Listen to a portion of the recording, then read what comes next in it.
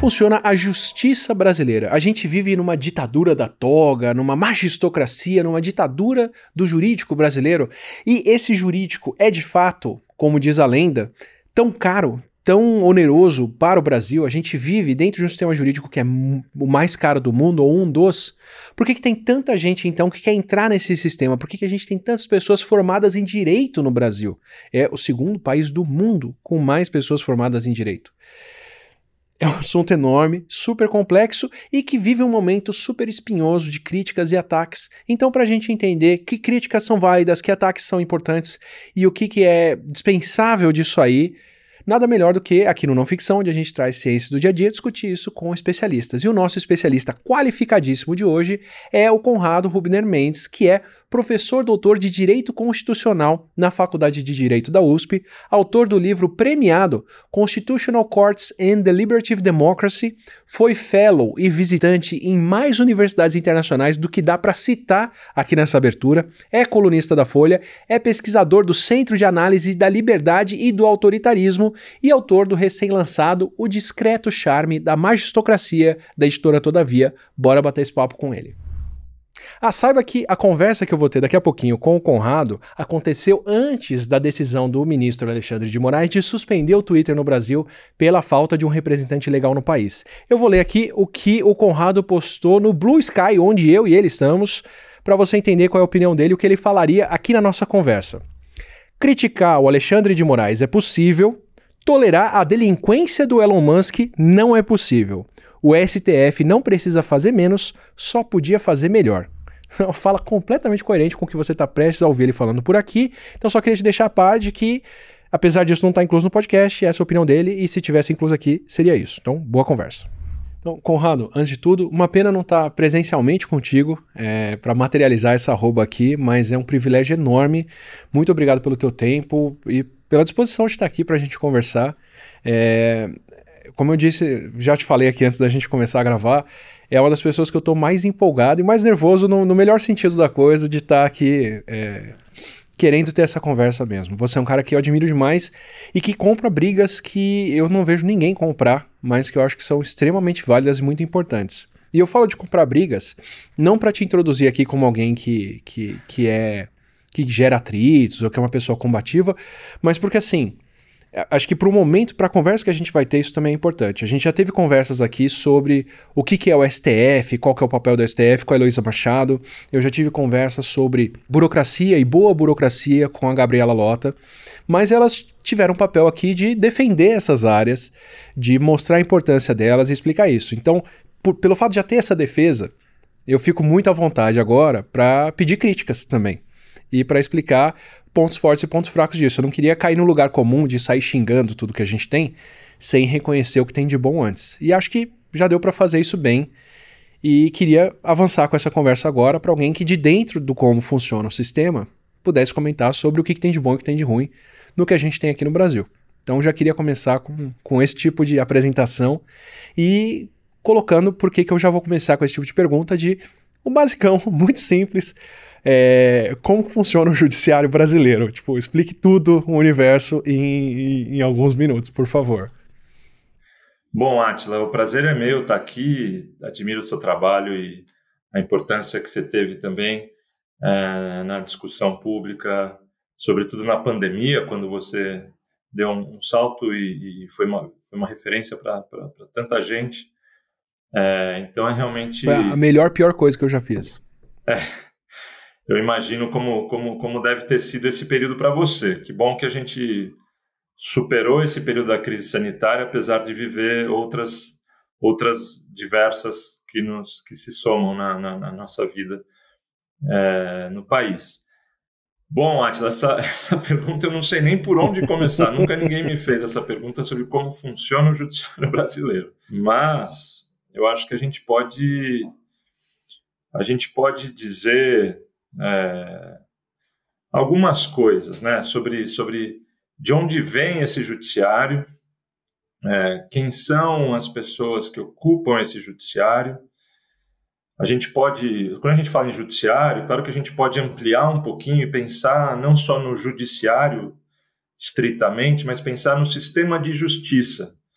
Perfeito. Porque essas carreiras do direito, né, o sistema de justiça no sentido de judiciário, Ministério Público, Defensoria Pública, enfim, as profissões jurídicas que ocupam o Estado brasileiro, inclusive, sobretudo, esse poder específico que é o Poder Judiciário.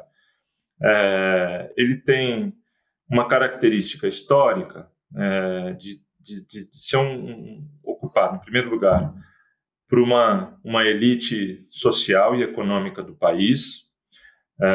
Ele é formado, historicamente, no Império, por uma classe específica, sempre foi um poder de manutenção de uma certa ordem, de proteção de certos direitos específicos, e a sua mentalidade, na sua formação e também no desenvolvimento histórico, fazendo uma introdução muito genérica assim, para a gente chegar aos dias de hoje, mas assim, em termos sociológicos, o judiciário se forma historicamente como um poder de preservação de certos interesses das elites econômicas. Posso aproveitar para fazer magistrados, uma pergunta? Diga lá. Eu queria aproveitar e fazer uma pergunta bem básica a respeito disso. Assim, o que tem de fundo de verdade num conceito que eu já li em alguns lugares, mas nunca parei para refinar, de que o sistema jurídico, né, a justiça que a gente entende como justiça hoje em dia, teria essa origem em imperadores, reis e outros se apresentando como Estado e captando para si essa forma de poder de mediar conflitos entre elites e a população, e em algumas vezes conceder algumas coisas para a população, em outras, na maioria delas, garantir que as elites continuem aliadas e tendo os privilégios que têm. Faz meio sentido isso? Faz bastante sentido, e eu estava aqui contando um pouco certos traços que marcam a evolução do judiciário brasileiro desde a sua origem, a partir de um Estado nacional independente. Mas se a gente der passos para trás, e o judiciário que a gente teve no Brasil, colonial, de onde vêm as coroas portuguesas, e mergulhar na Europa, claro, uma história muito longa sobre a construção desse ideal, né, de ter uma sociedade governada pelas leis. Certo. Então, os juízes sempre são os operadores principais, ao lado das outras profissões jurídicas, sobretudo dos advogados e dos juristas, mas os juízes são esses que historicamente receberam do Estado, no caso da formação do Estado moderno, mas receberam do Estado essa atribuição de resolver conflitos como uma espécie de terceira parte interessada, resolver conflitos, sobretudo, entre atores sociais que entram em algum tipo de colisão, né? Claro que quando a gente está falando isso, a gente não está falando de um judiciário muito inclusivo que estava preocupado ou estava recebendo casos de miseráveis e vulneráveis e excluídos dessa sociedade. Isso é um fenômeno muito recente, de ter o judiciário na centralidade da prestação jurídica do Estado, seja lá para quem for, né? Então, não é uma novidade que em relação às pessoas mais vulneráveis do Brasil, isso ainda vale em alguma medida até hoje. O judiciário é um grande aplicador e operador do direito penal, né? Enfim, é uma espécie de corresponsável pela política criminal bastante bárbara que a gente tem no Brasil, que é responsável pelo encarceramento em massa. Então, quando diz respeito a pobre, o judiciário está ali para punir, junto com o Ministério Público. Com relação a outras classes sociais, aí são os grandes conflitos que envolvem interesses empresariais, familiares, individuais, grandes causas tributárias. O judiciário vai se tornando mais complexo à medida que esse Estado vai se tornando mais complexo naquilo que ele faz, né, no tamanho desse Estado, nas prestações públicas que ele tem, nas políticas públicas. As constituições vão tornando o Estado mais responsável por uma série de deveres, e à medida que o Estado tem deveres e o judiciário recebe autonomia para julgar o próprio Estado. Isso é uma novidade, é uma grande transição assim, do Estado pré-moderno, ou ainda melhor, o Estado pré-democrático, que é o próprio Estado se submeter às leis. Uma coisa é o juiz que julga os atores privados ali nas suas relações civis e assim por diante. Quando o Estado passa a se submeter a uma ordem jurídica, o governo passa a se submeter a uma ordem jurídica, a gente tem que criar um arranjo mais complexo, que o judiciário, que é um ente do Estado, está julgando o próprio Estado. Deixa eu dar uma de leigo aqui, então. Dar uma de leigo, não. Deixar claro quão leigo eu sou nessa história aqui. Por favor, me corrija de tudo que eu falar de errado. Mas é um pouco da transição aí de você ter o imperador como poder moderador que está acima de tudo e ter o Estado entrando como mais um agente nesse meio e Sim. tendo que estar submetido às mesmas normas e aos mesmos sistemas que todo mundo. E Sim. se for isso... é uma coisa recente, então. Quer dizer, ainda é um sistema que tem muito para ser alinhado e para tirar essas ranhuras aí de uma coisa que você está enfiando numa caixinha a qual não pertencia, né? Essa construção muito gradual e difícil, historicamente, de um ideal que se expressa muito bem numa máxima, que é do rule of law, not of man. É o governo dos homens, o governo das leis e não dos homens. Foi um longo processo para que se trouxesse as grandes autoridades, que se conseguisse sujeitar. E continua a não ser fácil. Não é que a gente deu todos os passos e fazemos isso com muita eficiência hoje. O Estado brasileiro hoje tem visto o quão difícil é submeter às leis grandes autoridades do país. Isso é um problema para o Brasil, mas é um problema para qualquer democracia, em alguma medida, né? Ter delinquentes nas grandes posições da República é um problemaço para o Estado de Direito, não só porque tem que punir, porque tem dificuldade de punir. É difícil, seja onde for, no Brasil, com as questões e disfuncionalidades que às vezes nós temos, em certas circunstâncias fica mais difícil, mas, sim, se orientando por esse ideal do Estado de Direito de submeter todos, não somente os agentes privados, não somente os indivíduos e as famílias, mas inclusive as autoridades políticas, à lei, é uma operação monumental. Então, assim, extrapolando para uma questão corrente, né? A gente está aqui gravando no começo de abril de 2024. Tem dois tópicos que estão me vindo na cabeça muito agora. Tem uma coisa como o sujeito, que eu não sei o nome, então não tô querendo omitir o nome dele não, mas o que pegou um Porsche e atropelou um outro carro, matou a pessoa que estava lá dentro, e ter uma juíza falando que esse cara não precisa estar preso, ou que não é bem assim, e essa mesma juíza ter condenado uma pessoa que roubou um desodorante à prisão antes é o esperado e não uma novidade. Novidade seria a coisa acontecer ao contrário. E a gente ter, para pegar uma questão aí, né, de a quem se aplica a lei, como que ela funciona, e você ter problemas como dois países, Brasil e Estados Unidos, que não conseguem condenar ex-presidentes que foram violentamente contra o Estado democrático e continuam agindo para tal. E os dois países, não estou nem dizendo que o Brasil é um vira-lata nessa história, não. A gente ainda fez muito mais do que os Estados Unidos nessa conversa. Isso que eu ia dizer, os dois... acho que nessa comparação a gente está milhas à frente, né? Mas ainda estamos nesse caminho. Acho que na verdade, para ser mais justo, a gente, das múltiplas sanções que a gente pode imaginar que o ex-presidente deverá sofrer e deveria sofrer por tantas provas, tantos fatos, tantos casos, mas uma ele já sofreu e ela já é fundamental. Ele está inelegível.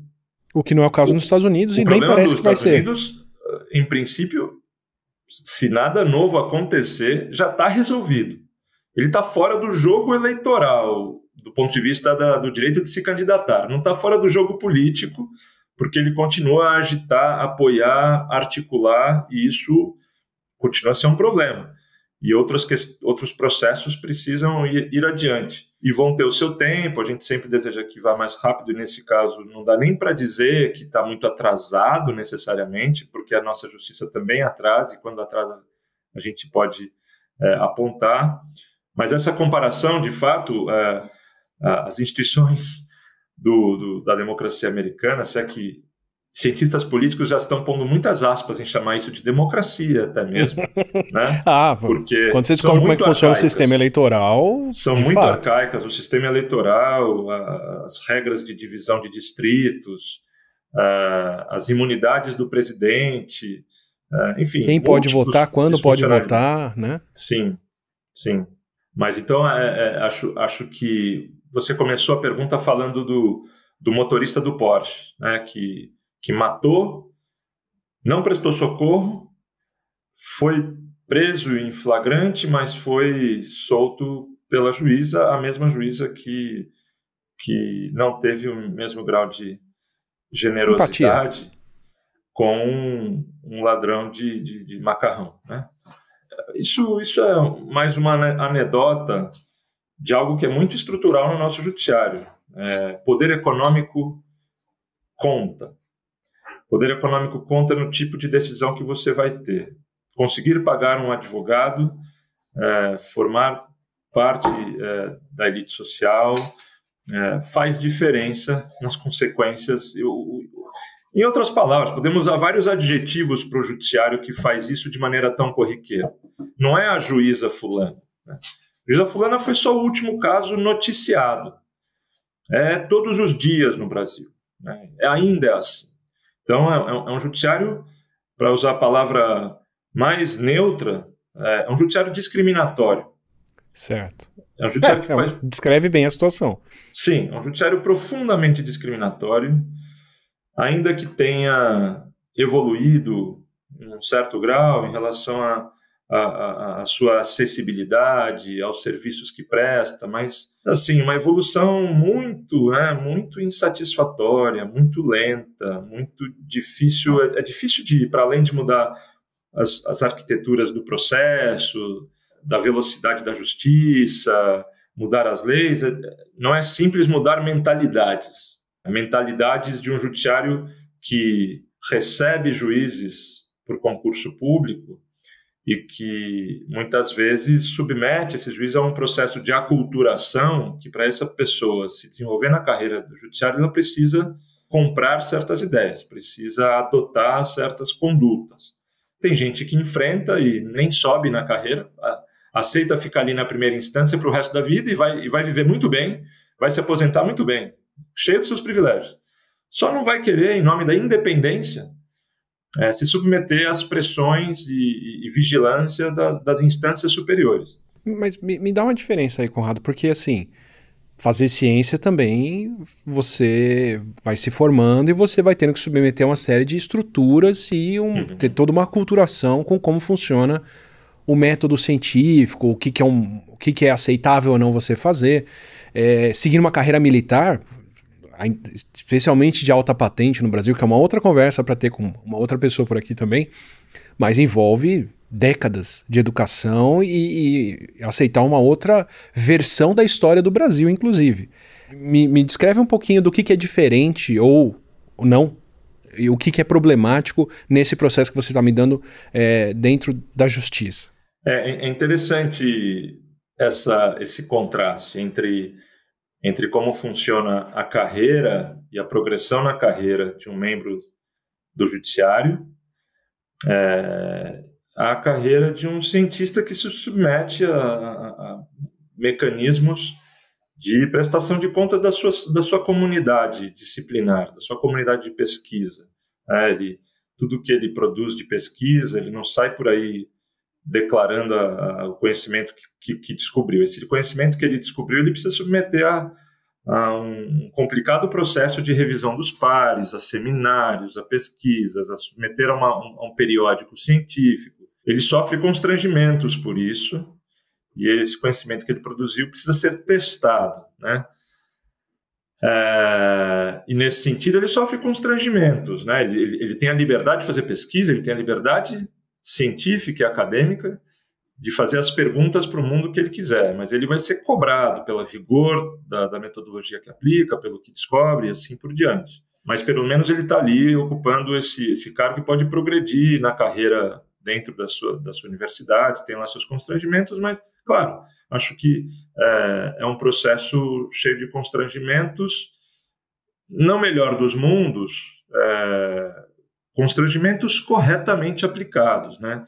Supondo que essa comunidade científica esteja de boa fé controlando a qualidade do seu trabalho. Nem sempre é assim, mas a gente pode supor que é assim que deve ser e é assim que muitas vezes de fato é. Então, o cientista não é um sujeito livre, ele está sujeito aos rigores da disciplina dele.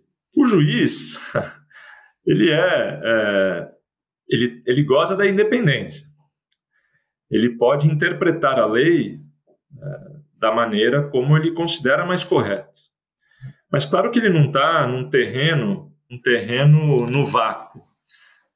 Como se qualquer interpretação da lei fosse respeitável do ponto de vista da comunidade jurídica e das instâncias superiores. Então, acho que essa é uma primeira distinção. Ele tem independência, assim como o cientista tem independência. Ele será revisto se ele for suas decisões, sobretudo decisões boas ou decisões ruins, geralmente serão submetidas a recurso, porque quem perde tem interesse em recorrer. Tem interesse, desde que tenha recursos, interesse em ir até as últimas consequências e ir subindo as instâncias até parar. Me dá um pouquinho desse caminho das instâncias para a gente entender o que é o recorrer e para quem. Bom, isso pode ficar complicado demais, mas só para dar um desenho do caminho, o processo normal, nem todo processo começa na primeira instância, essa é uma primeira complicação, mas os processos mais ou menos normais, assim, o teu processo do contrato de consumidor de uma empresa que não te forneceu e você entra em briga com essa empresa que te vendeu um carro, sujeitos na sua vida privada, em geral, um processo desse tipo começa num juiz comum de primeira instância, que está ali sozinho, e você vai com o advogado e entra numa disputa. Esse processo tem lá uma fase de apresentação dos seus argumentos, depois de produção de provas, o juiz produz uma sentença. Se você ganhou, provavelmente a parte que perdeu vai recorrer para o Tribunal de Justiça. O Tribunal de Justiça é a segunda instância. O Tribunal de Justiça é a segunda instância no judiciário estadual, porque tem o judiciário federal lado a lado também. Tem a Justiça Estadual e a Justiça Federal. A Justiça Federal também tem a primeira instância, tem o Tribunal Regional Federal, e aí essas são as duas instâncias básicas, seja da Justiça Estadual, seja da Justiça Federal. A Justiça Federal vai quando a União tem interesse no caso, né? Então são em casos em que a União, de alguma forma, são múltiplas conexões possíveis, mas de alguma forma tem interesse no caso. Esse é o critério para que o caso vá para a Justiça Federal. Todo o resto vai pela chamada Justiça Estadual e ambas têm as duas instâncias. Aí você tem um segundo nível, para além da segunda instância, que são os tribunais superiores. O Brasil tem um sistema de tribunais superiores. Tem o Tribunal Superior do Trabalho, que diz respeito à Justiça do Trabalho, que é uma outra subdivisão. Tem o Tribunal Superior Eleitoral, com o qual a gente vem se familiarizando também nesses tempos, que diz respeito pelos piores motivos. Há uma subdivisão específica, que é a Justiça Eleitoral. E tem aí tem o Superior Tribunal Militar, que é uma excrescência que a democracia brasileira tem, mas tem isso também, e é um tribunal que julga casos de interesses militares e tem investido na ampliação da sua jurisdição para poder julgar civis em algumas situações, que é a ampliação dessa excrescência, né? Mas isso é um outro assunto para um outro programa. Essas pessoas não atendem às regras que a gente atende, né? Sim. Mas os dois tribunais superiores generalistas, num certo grau generalistas, mas com uma certa divisão de trabalho, são o Superior Tribunal de Justiça, o STJ, e o Supremo Tribunal Federal, o STF. Esse com o qual a gente já tem grande familiaridade, né? Nos últimos 10 anos da vida política brasileira, pelo menos, é impossível viver no Brasil e acompanhar a esfera pública e o dia a dia da política sem se defrontar com a onipresença do STF.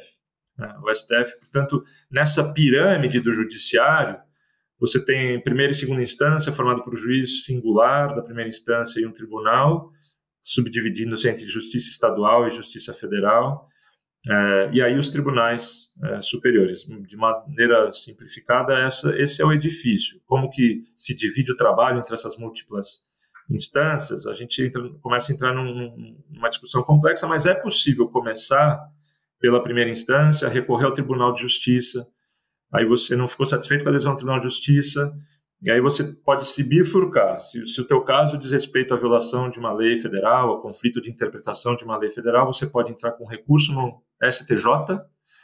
Mas se o teu caso, além de ter um problema de lei federal, etc., e outras competências, mas também envolver uma questão de constitucionalidade, você vai para o STF. Você às vezes pode recorrer para os dois juntos até. Um chama recurso especial, outro chama recurso extraordinário. É um labirinto complexo. E amarrando com o que você estava falando antes, que eu te interrompi, perdão, eu estou entendendo da sua fala que eles têm autonomia, essas instâncias têm autonomia para agir por conta própria, mas as decisões que são tomadas nas instâncias superiores se sobrepõem às das instâncias inferiores. É isso? O juiz de primeira instância não tem autonomia para agir por conta própria no sentido de agir sem ser provocado. Uhum. Né? Para usar um conceito que define muito bem, e às vezes pode ser relativizado, mas define muito bem o papel da justiça, o judiciário é inerte.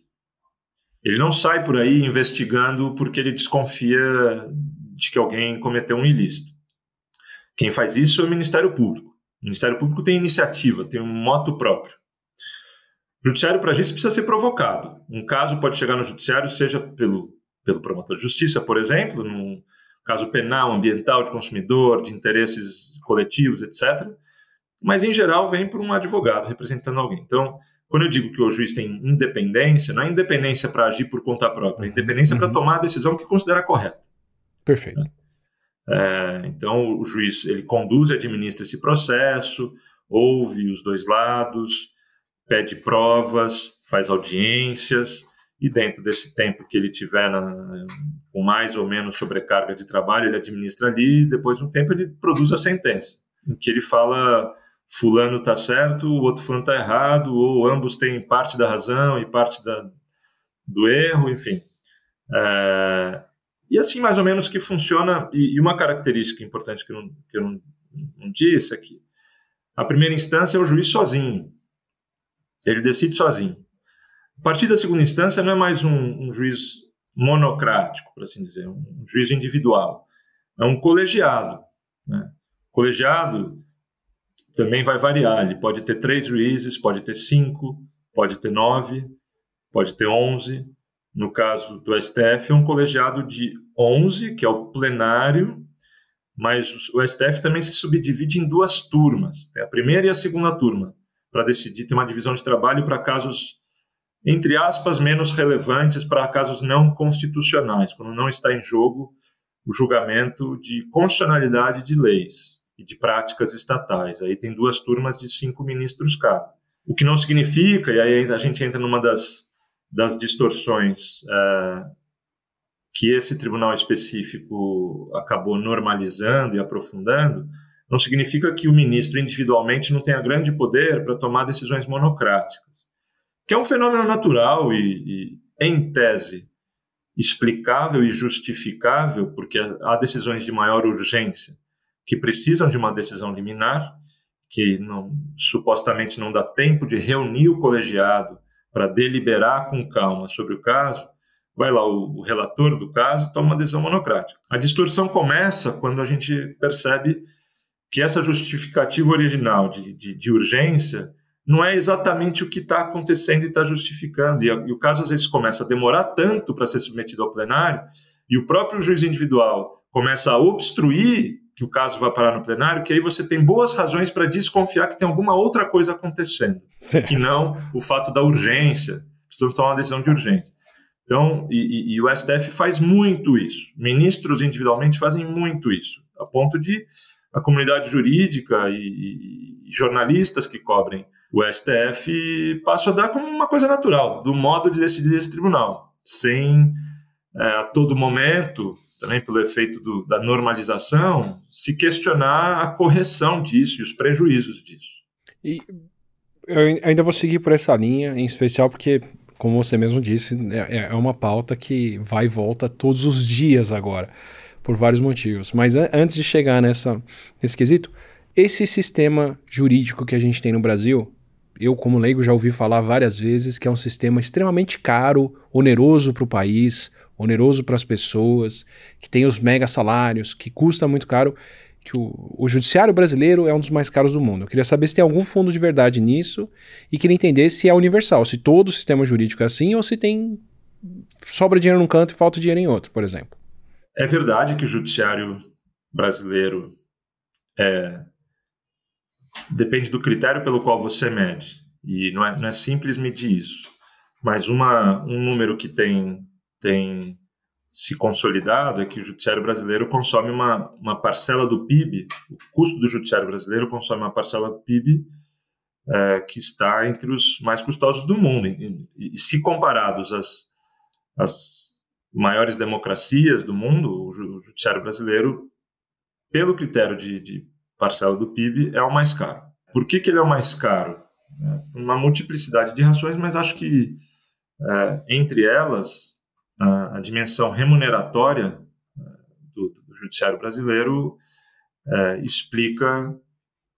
Claro, tem muitas outras coisas. Tem a soberba, tem um pouco o quanto que se gasta com múltiplas outros fatores que a gente pode considerar frívolos ou desnecessários e pouco racionais e econômicos, mas para além desse componente da despesa, a remuneração do judiciário é um fator muito sério. O juiz brasileiro, individualmente, esse é um outro critério. Independente do judiciário ser o mais caro do mundo, o juiz brasileiro é um dos mais bem remunerados do mundo. Uma coisa não implica a outra, mas elas estão correlacionadas, obviamente. E mais sério do que o judiciário brasileiro, ou o juiz brasileiro ser um dos mais bem remunerados, é o fato de que as estratégias para que eles sejam tão bem remunerados são, muitas vezes, estratégias ilegais. E aí a gente entra no campo da ilegalidade praticada pela magistratura que está responsável por verificar e fiscalizar, não fiscalizar é um termo que se adapta mais ao Ministério Público, mas de julgar a legalidade das práticas, dos conflitos e a legalidade das práticas do próprio Estado. É alguma coisa na linha de eu julgo o teu salário, você julga o meu tá bom, o meu tá bom e a gente sai ganhando muito? É um pouco isso. Acho que, enfim, há pesquisas que mostram, às vezes, uma certa correlação entre decisões que o judiciário toma que beneficiam interesses do governo estadual, por exemplo, de um governo estadual, tendo como contrapartida a adesão do governo estadual ao aumento de salário dos juízes, por exemplo. Existem mecanismos processuais pelos quais você deixa de condenar o governo por algum abuso fiscal ou por alguma catástrofe pelo qual o governo não foi responsabilizado, por alguma política pública falha e assim por diante, mas você, em compensação, consegue benesses que para o Estado, possivelmente, para o político especificamente com seus interesses eleitorais, sai mais barato. A gente está falando meio abstratamente aqui, e a gente, em nenhum momento a gente está fazendo generalizações absolutas, mas que isso acontece e não é incomum, isso a gente pode dizer com segurança. E aí a gente vive o acúmulo de rounds repetidos desse tipo de interação, elevando um custo desse, por exemplo. Aí, se esse fenômeno que você está me descrevendo é importante, é real, é comum, isso me diria a longo prazo, pensando como ecologia na biologia, isso me diria que nas áreas onde você tem esse tipo de decisão que influencia o Estado ou grandes jogadores, você vai ter mega salários e um orçamento muito grande, e na área jurídica que cuida de pequenos casos ou de quem, para usar os termos técnicos aqui, é fudido, você não teria muito orçamento e muitos salários. Acontece alguma coisa assim? Do ponto de vista salarial, não. Porque existe universal. Salarial, existe uma simetria salarial. Claro que você pode progredir no seu salário conforme você progride na carreira. Você progride na carreira pela antiguidade e também por subir em instâncias. Uhum. Você sobe em instâncias também por antiguidade, mas também por outros critérios que caem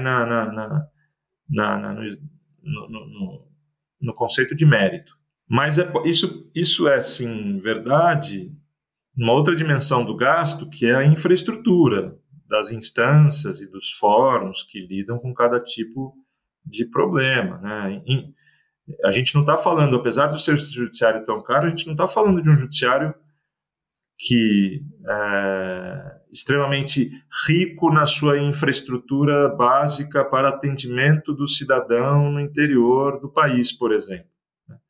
Então, não é que há muitos déficits de infraestrutura, o que cria uma outra contradição e pelo menos uma interrogação importante. Como pode ser tão caro se você não tem infraestrutura adequada? Onde que o dinheiro está sendo mal gasto, né? Se você tem o Tribunal de Justiça fazendo planos faraônicos de construir edifícios e gabinetes com conexões subterrâneas para não precisar circular pela Praça da Sé e coisas assim, como o Tribunal de Justiça de São Paulo, tempos atrás, anunciou, mas ao mesmo tempo você vê os fóruns espalhados pelo interior com tanta precariedade e déficit de infraestrutura. Não. Esse contraste é um indicador óbvio de uma alocação inadequada de recursos, uma alocação que não está pensando na prioridade de atender bem os cidadãos mais vulneráveis, as localidades mais vulneráveis, enfim. E nada disso quer dizer que o judiciário não precise de boas instalações e à medida que o Tribunal de Justiça não precisa de um prédio público portentoso, nada disso. Significa que há alguma coisa errada nessa alocação. Obviamente que os critérios não são sempre critérios razoáveis, públicos e assim por diante. Isso é um poder com muita disputa de poder interno. Então, há muitas características aí. Quando a gente está falando de remuneração, e eu falando de certas técnicas e estratégias para estratégias ilegais, para que as remunerações se multipliquem de maneira pouco controlada, e que desrespeitem, em regra, desrespeitem o teto constitucional, porque a Constituição brasileira tentou pôr um limite nessa história, né? O critério foi, está aqui um teto.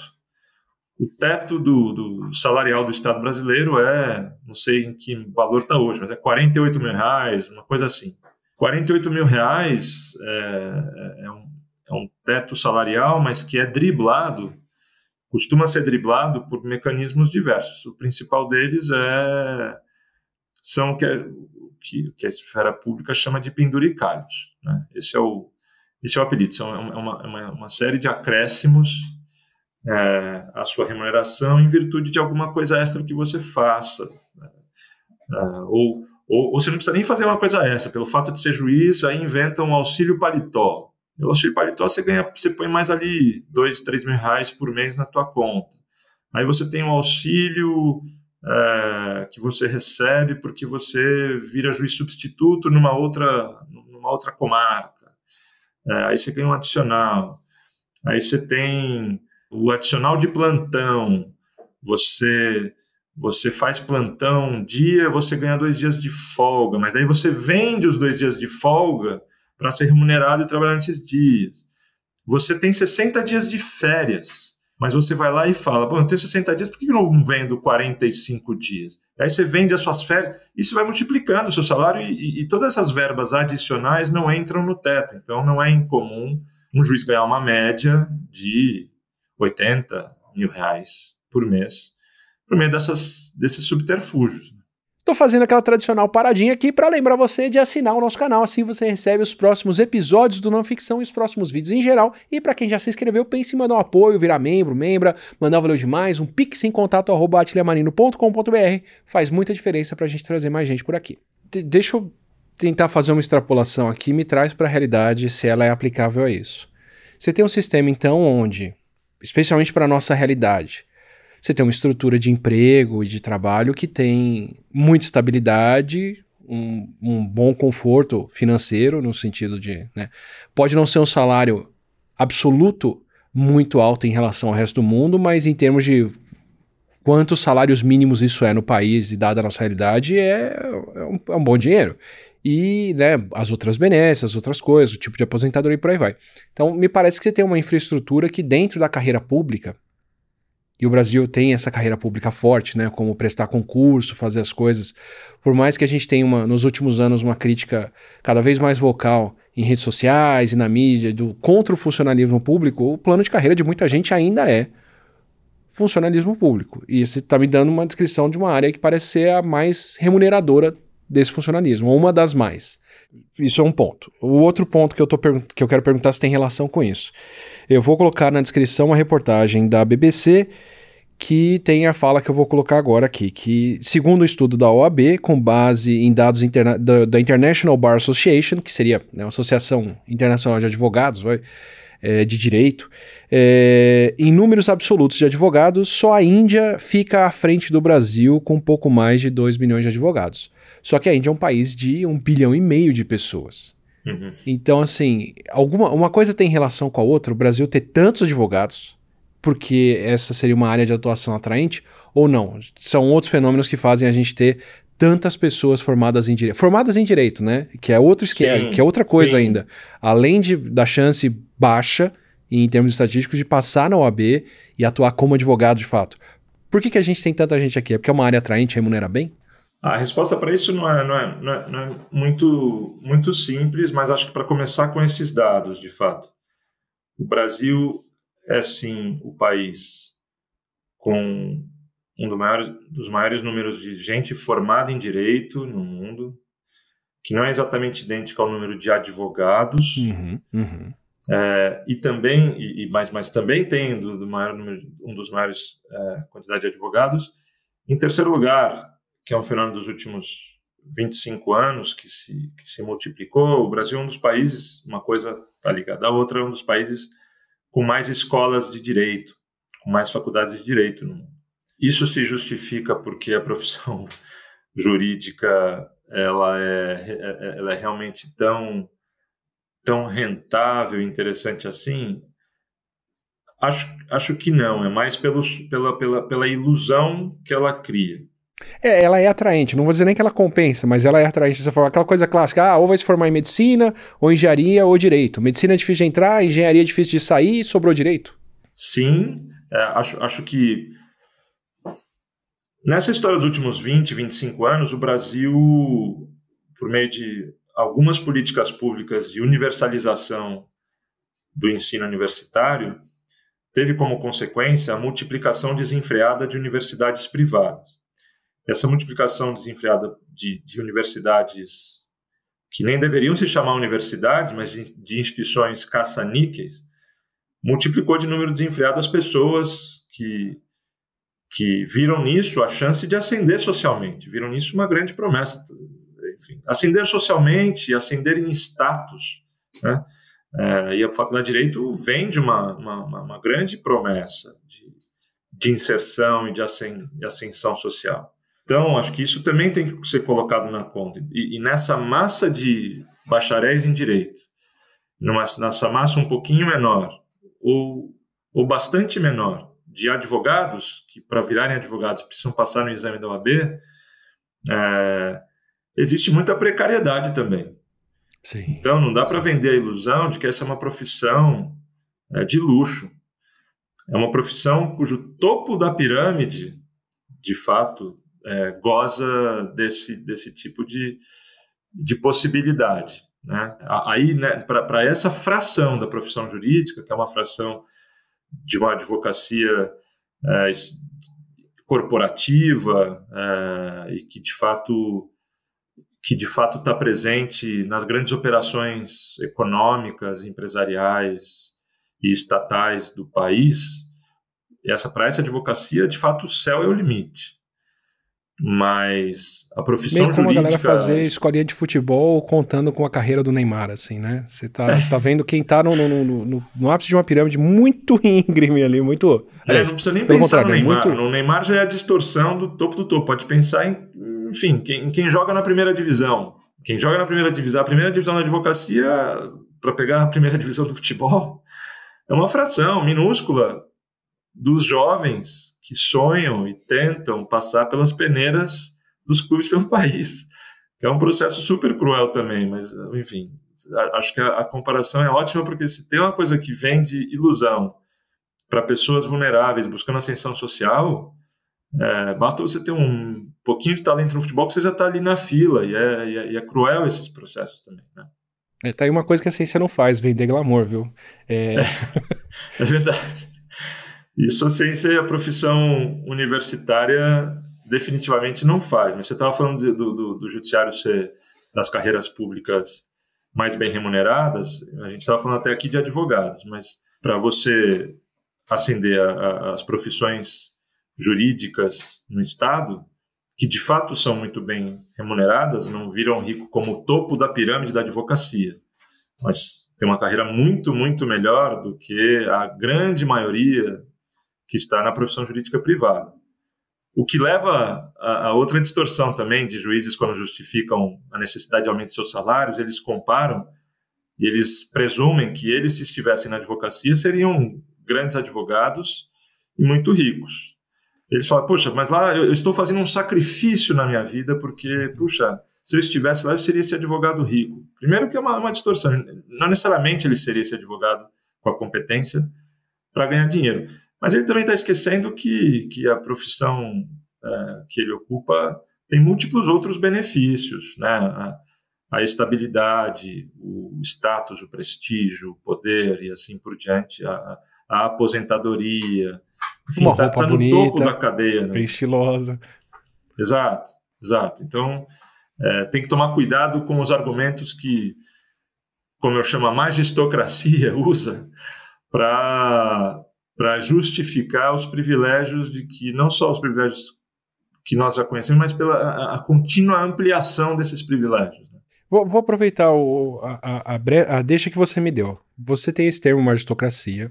Você está me falando até agora sobre até práticas ilegais que o judiciário pode ter para elevar o quanto ganha, fazer...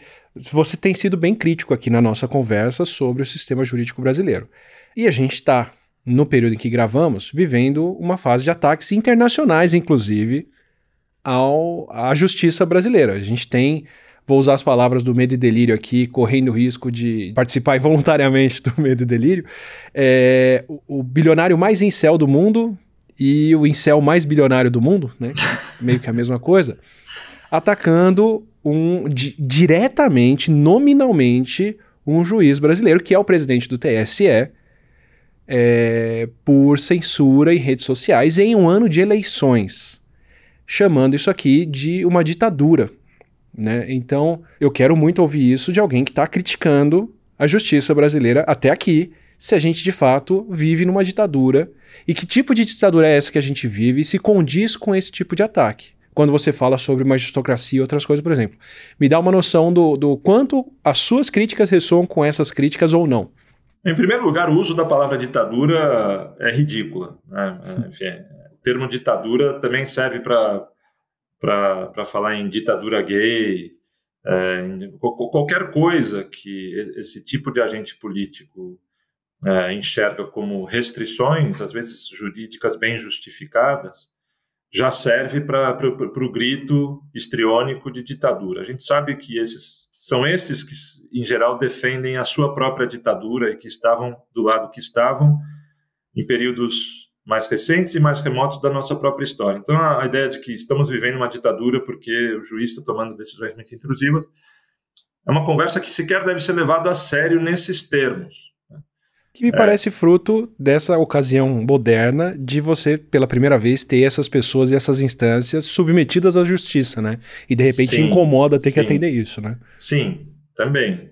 Mas, assim, uma conversa que começa por vivemos uma ditadura do judiciário, assim, merece ser levado a sério por outras razões. Não que essa pessoa esteja dizendo, usando os termos corretos. É mais por razões psíquicas e políticas do que por razões jurídicas propriamente ditas. E segunda coisa que eu queria dizer, e acho que você abriu o programa também falando um pouco de que você teve outras entrevistas que fazem, de alguma maneira, a defesa dessas instituições e que eu tenho sido uma voz mais crítica, mas eu queria reforçar que uma coisa não é incompatível com a outra e que a crítica ela é, inclusive, feita em defesa das instituições.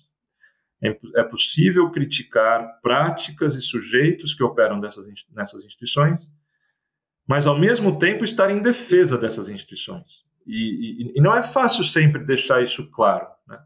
No momento em que, por exemplo, você, como um crítico das práticas, para pegar o exemplo específico do STF, sobre o qual eu mais escrevi, mas às vezes você ouve, não é a hora de criticar o STF, porque o STF está sob um tiroteio, está sofrendo ameaças muito sérias.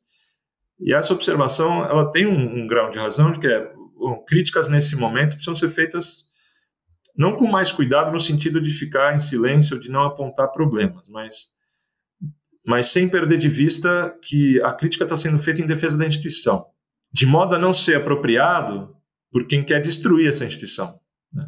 Essa é a delicadeza.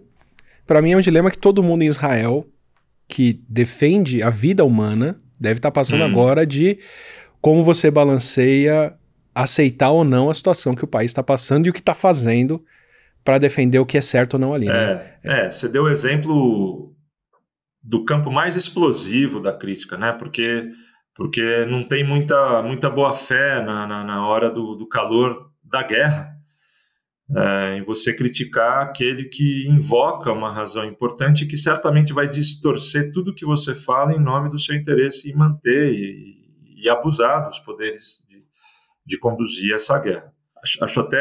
Nem vou ousar comparar, porque esse exemplo ele é muito mais intrincado, mas no caso do STF, de fato, ele entrou como alvo principal de um projeto de erosão da democracia brasileira, né? E aí, pessoalmente, agora eu falo de mim que cotidianamente escrevo, não só sobre o STF, mas com bastante frequência sobre o STF, e que anos antes já escrevia sobre o STF, anos antes dessa ameaça mais evidente. Acho claro que a gente enfrenta o dilema de saber, e muita gente fala isso que eu acabei de dizer, de cuidado para criticar o STF. O STF já está levando crítica de muito lado. Se você criticar, você vai dar alimento para o outro lado. E aí, claro que eu não desprezo nem ignoro esse alerta ou esse chamado de atenção para os cuidados que se deve ter. Mas eu acabei também tentando reagir de uma maneira a manter a crítica acesa, numa ideia que até foi objeto da primeira coluna que eu escrevi na Folha, que era mais ou menos nessa época. A primeira coluna que eu escrevi na Folha, semanal, era novembro de 2019. Então, já sabemos de que momento da história a gente está falando. E a primeira coluna que eu escrevi na Folha tinha um título que um pouco resume essa ideia, é criticar para defender. Então eu tentei fazer esse equilíbrio entre fazer a crítica, mas deixando claro, escrevendo frases muito explícitas que tentassem proteger essa crítica de ser capturada ou contrabandeada pelas forças que queriam a destruição da instituição. Não estão nem aí com os detalhes institucionais dessa instituição. Eles, na verdade, estão preocupados que essa instituição funcione bem. Essa é a preocupação deles, porque se essa instituição funcionar bem, sobrava pouca coisa do que eles gostam de fazer, né? Sobrava pouca coisa de governo Bolsonaro, em outras palavras. Sobrava pouca coisa da destruição ambiental e sanitária que eles promoveram. Então, quando a gente olha para o STF como um ator importante na resistência a Bolsonaro, há múltiplas formas... E aí você fala não a pessoa, mas a esse tipo de política, né? A esse tipo de política, e falo a pessoa do governo que a gente viveu, mas quando a gente olha um pouco, o STF desempenhou um papel importante, sem dúvida, e nessa tradição do autoelogio, dessa profunda autoestima artificial que o STF gosta de produzir sobre si mesmo, ela também às vezes esconde falhas do STF, né? O fato do STF ter sido tão fundamental não significa que ele não falhou demais, e que ele não tenha resistido, na verdade, foi pouco, e que ele não tenha deixado de tomar outras decisões que a gente perdeu de vista e que teriam sido muito importantes. Estou aqui num plano meio reclamar do que o STF não fez, né? Fazendo aquelas especulações hipotéticas tem boas falas sobre isso. né? Ela Mas comenta sobre não ter a reforma agrária, os direitos indígenas e uma série de outras coisas que são questões que ficaram ou foram omitidas, ou foram ignoradas, ou foram destruídas pelo Sim, STF. Né? E nessas circunstâncias você sempre pode ouvir a resposta daquele sujeito que se julga, ou que julga ter o monopólio da sabedoria pragmática, e diz, não, na verdade não fez porque não dava, não fez porque não tinha como, não fez porque, enfim, você é ingênuo politicamente, mas é que a política é mais complexa, a política é mais dura, a política real, o STF não poderia fazer isso, ou o governo não poderia fazer aquilo, fez aquilo e sofreu impeachment, enfim, tem sempre esses argumentos prontos no bolso para se questionar essas perguntas válidas que se fazem sobre que responsabilidade o STF deixou de exercer. Essa pergunta pouca gente faz hoje, depois desses anos em que o STF, de fato, ao STF se atribui um papel fundamental nessa expressão hiperbólica, salvar a democracia. Essa expressão tem dois problemas. Primeiro, que dá de maneira muito barata para o STF a principal responsabilidade. Quem salvou a democracia são múltiplos atores. Né? O STF tem um papel importante pelo poder que desempenha nesse sistema de poderes, mas falar que foi o STF é ignorar muitos outros atores que atuaram nesse período todo. E o segundo problema é também um pouco uma colher de chá, porque deixa de olhar para as falhas que o STF teve nesse período, deixa de criticar essas falhas, e que foram falhas importantes. E criticar essas falhas não acho que necessariamente é abrir o campo para ser capturado ou incorporado pela crítica do outro lado, porque, na verdade, essas falhas são justamente se controlar de maneira mais eficiente, mais rápida e mais corajosa esse lado, esse outro lado que eu quero dizer. O outro lado daquele que queria destruir o STF, das forças bolsonaristas, especificamente quando a gente está falando de 2019 e 2022. Mas continua, né, da 2022, porque a gente está falando de eleição presidencial, né, esse lugar tão importante como o epicentro da ruptura democrática. Mas apesar deles terem sido desalojados desse espaço central do Estado brasileiro por enquanto, por forças eleitorais, não pelo STF, mas é verdade que as eleições, o Poder Judiciário, o TSE e o STF foram importantes para que se realizasse, a verdade é que essas forças estão aí espalhadas pelo Estado brasileiro, nos legislativos e nos governos estaduais. Né? Nas instituições em geral. E nesse primeiro ano pós-governo Bolsonaro, a gente percebe que eles estão mais articulados do que nunca. Aquele otimismo que a gente parecia ter no pré-8 de janeiro, né? O nosso otimismo pós-eleitoral durou até 8 de janeiro. Depois começou a ver que tem muito ainda para se tentar desconstruir, neutralizar, democratizar e assim por diante. Mas para fazer a conexão de volta com o STF, e essa conversa não vai conseguir entrar nos detalhes do STF, mas é importante dizer isso. É ridículo, é estapafúrdia, não é digno de respeito uma afirmação que diz que a gente vive sob a ditadura do judiciário. Né? Na verdade, essa expressão sequer é uma expressão brasileira. Em qualquer lugar, um judiciário mais corajoso, mais forte, mais combativo, seja no exercício do controle de constitucionalidade, seja no exercício de decisões penais, de fiscalização, e quando começa a incomodar forças políticas importantes, essa expressão retórica está na ponta da língua. Não significa que o judiciário está sempre certo nessa história. Ele pode de fato estar sendo arbitrário, abusivo e precisa ser enfrentado. Mas dizer isso na circunstância que a gente vive, especificamente com as ameaças que a gente sofre e com esses atores que vivem num vazio regulatório, erodindo democracias pelo mundo, as plataformas digitais, dizer que decisões específicas que mandam remover a conta do fulano e cicrano, que podem ser discutidas juridicamente, têm sido questionadas, e esse é um debate relevante, mas daí dizer vivemos sob uma ditadura é bastante ridículo. É de gente que não tem a menor ideia. Bom, eu não vivi uma ditadura, mas eu já li bastante sobre essa ditadura, já conheci gente que viveu essa ditadura e sei que quem fala isso ofende, de fato, quem sofreu com o grau de violência de um regime que se chama ditadura. Né? Então, acho que a discussão tem que partir por aí. Vamos baixar o tom das hipérboles, vamos entender se, de fato, onde o judiciário está errando, está forçando a mão, qual a ameaça que ele enfrenta, qual a legalidade dessas ferramentas, e esse é um debate mais respeitável. Eu acho muito legal porque eu me sinto conversando com a pessoa mais cética que eu já conheci, ou uma das, tranquilamente. E eu conversei com muitos cientistas já, que tradicionalmente são as pessoas mais céticas. Mas ceticismo no bom sentido da coisa, do tipo, não dá nada por garantido, checar o que tem e ter uma visão descolada das coisas para entender onde você quer chegar com aquilo.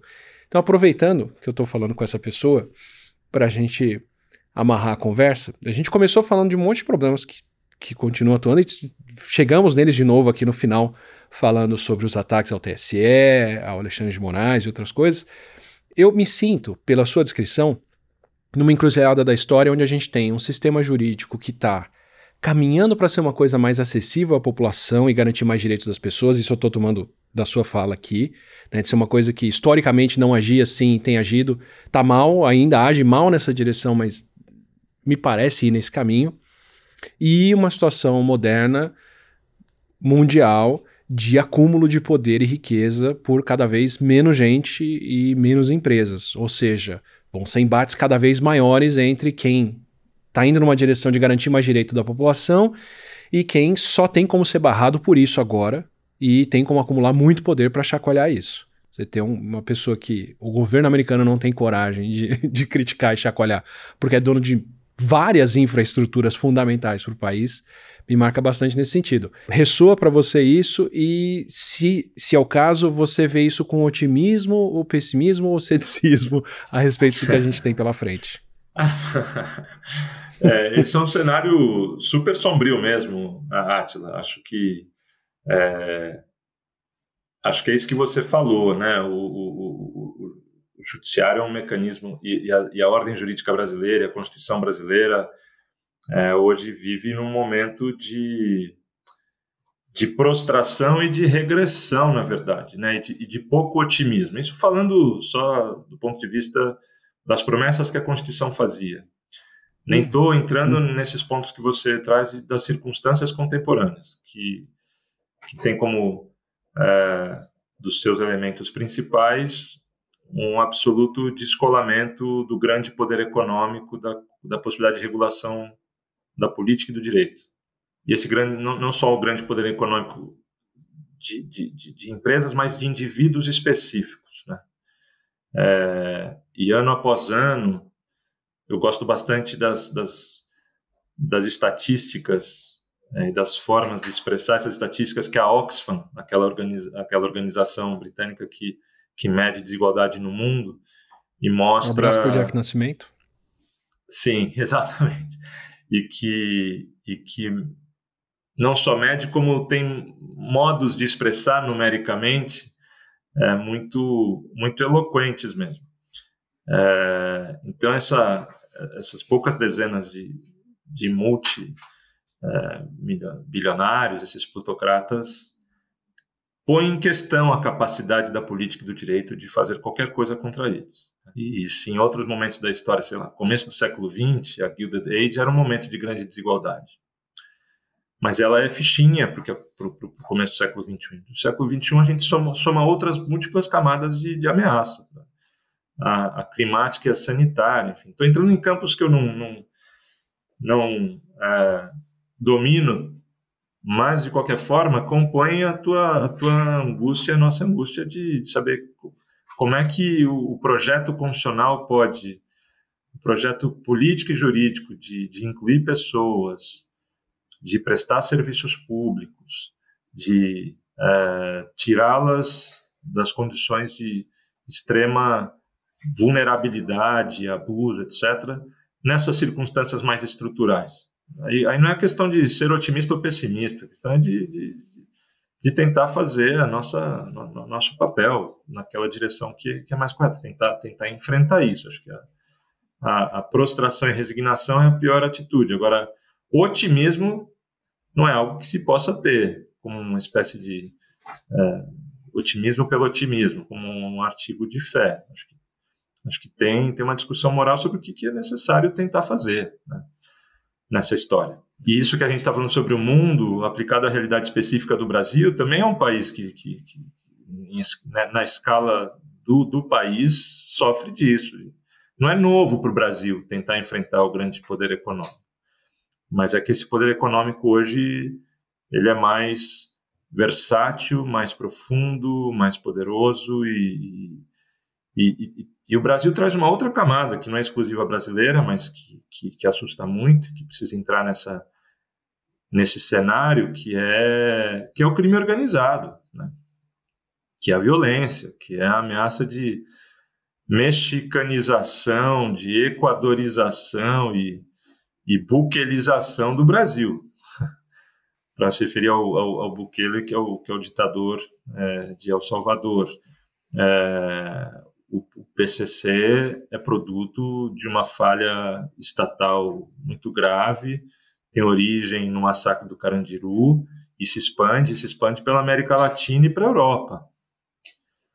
Então, isso também é muito... É um poder econômico na ilegalidade, né? Mas também não que o grande poder econômico também não flerte com a ilegalidade, mas, enfim... E não que eles não se misturem, né? É a ilegalidade mais hardcore